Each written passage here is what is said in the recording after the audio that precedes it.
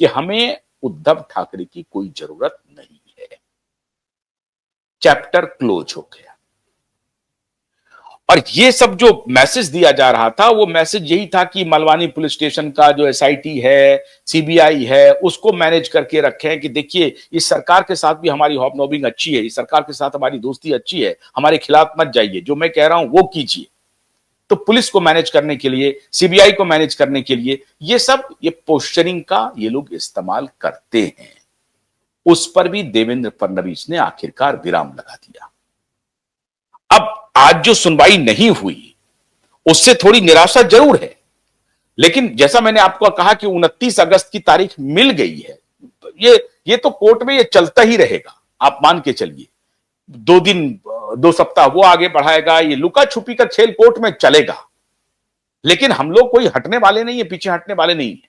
तो ये कोर्ट की सामान्य प्रक्रिया भी होती है, लेकिन ये साजिश तो गहरी हो ही रही है पावर गैलरी में। बीजेपी के भी लोग उसमें शामिल होंगे, कांग्रेस के भी लोग उसमें शामिल होंगे, शरद पवार के भी लोग शामिल होंगे।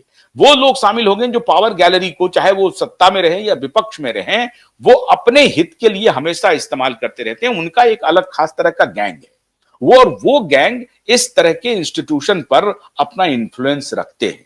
चाहे रजिस्ट्री पर के ऊपर इन्फ्लुएंस रखें, पुलिस के ऊपर इन्फ्लुएंस रखें, जो जांच एजेंसी के अधिकारी हैं उनके ऊपर इन्फ्लुएंस रखें। ये इन लोगों का एक खास, इसमें सलमान खान की भी भूमिका हो सकती है, अन्य लोगों की भी भूमिका हो सकती है। पैसे का बंटवारा चल रहा हो, बड़े पैसों में डील की गई हो, चलिए तारीख को किसी तरीके से बढ़ाया जाए। अब इसमें हम कोई आरोप नहीं लगा रहे हैं क्योंकि ये अदालत का मामला है, लेकिन कहां क्या होता है ये सबको मालूम है। हर पावर गैलरी में एक एक व्यक्ति को मालूम है कि कैसे तारीखें बढ़ती हैं, कैसे तारीखें ली जाती हैं, और उसमें माननीय जज साहब के पास तो बाद में बात जाती है, इधर अंदर अंदर ही खेल हो जाता है। ये सबको पता है, ये कोई नई बात में नहीं बता रहा हूं। तो ये भी हो सकता है। तो इन पावर गैलरी के जो लोग हैं वो रसूखदार लोगों से नजदीकी का इस्तेमाल अपने फायदे के लिए विभिन्न एजेंसियों पर ये करते रहते हैं। और उसमें सबसे जो महत्वपूर्ण एजेंसी है वो है पुलिस को ये बताने के लिए कि देखो भाई, हम सत्ता से बाहर हैं, फिर भी हम उतने ही रसूखदार हैं कि हमको मुख्यमंत्री भी बुलाते हैं और प्रधानमंत्री भी बुलाते हैं और लीडर ऑफ अपोजिशन भी बुलाते हैं। तो ये फोटो ये लोग देते रहते हैं।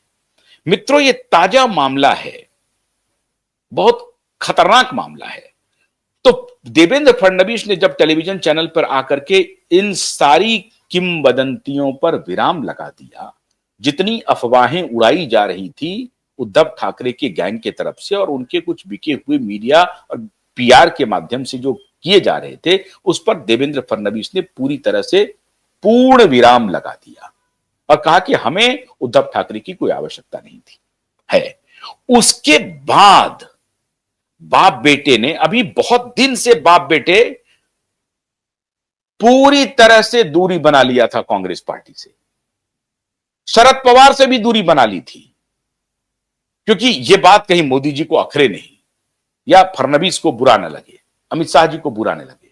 तो कांग्रेस से पूरी दूरी बना करके रखा हुआ था दोनों बाप बेटे ने।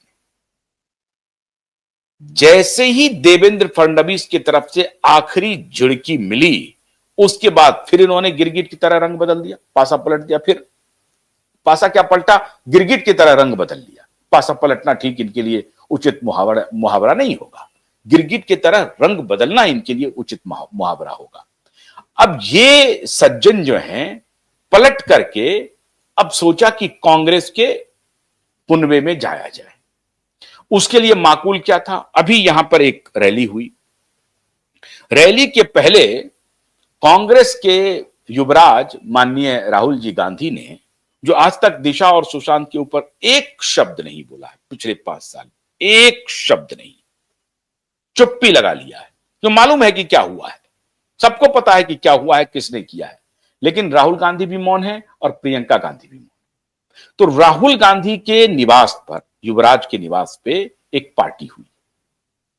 उस पार्टी में बहुत लोग आए, टीएमसी के भी नेता आए। टीएमसी के जो ममता बनर्जी के बाद जो अभी सेकंड इन कमांड है, उनके भतीजे अभिषेक बनर्जी, वो भी तशरीफ लाए। और टीएमसी के और अन्य नेता भी आए, उसमें समाजवादी पार्टी के कुछ लीडर थे। टीएमसी के नेता थे, मतलब इंडिया ब्लॉक के, मतलब इंडी ब्लॉक जिसको कहते हैं, बीजेपी वाले उसको इंडी गठबंधन कहते हैं। तो ये जो इंडी ब्लॉक वाले लोग हैं, मैं नहीं कहता हूं, ये बीजेपी की भाषा में बोल रहा हूं थोड़ी सी, उसको आपको आसानी से समझने के लिए, वैसे हम कह देते हैं इंडिया ब्लॉक। तो इंडिया ब्लॉक के लीडरों की एक बैठक हुई और डिनर हुआ और लंच हुआ, उसमें खान पान हुआ और वहां पर उनके निवास पर एक मीटिंग हुई। उस मीटिंग में आप हैरान हो जाएंगे मित्रों, जो जगह मिली उद्धव ठाकरे और आदित्य ठाकरे को, पांचवी छठी रो में जाकर के पीछे में कहीं पर बैठे हुए, और राहुल गांधी ऐसे प्रतीत हो रहे हैं कि दुनिया के सबसे बड़े स्टेट्समैन हो, और वो बैठ करके सबको बता रहे हैं।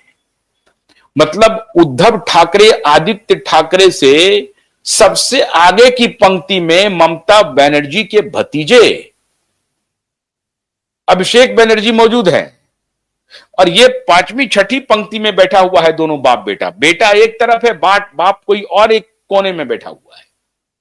मतलब दो बातें हो सकती हैं, या तो राहुल के उस मीटिंग में कोई तवज्जो नहीं मिला दोनों बाप बेटे को, मतलब सीट भी ठीक से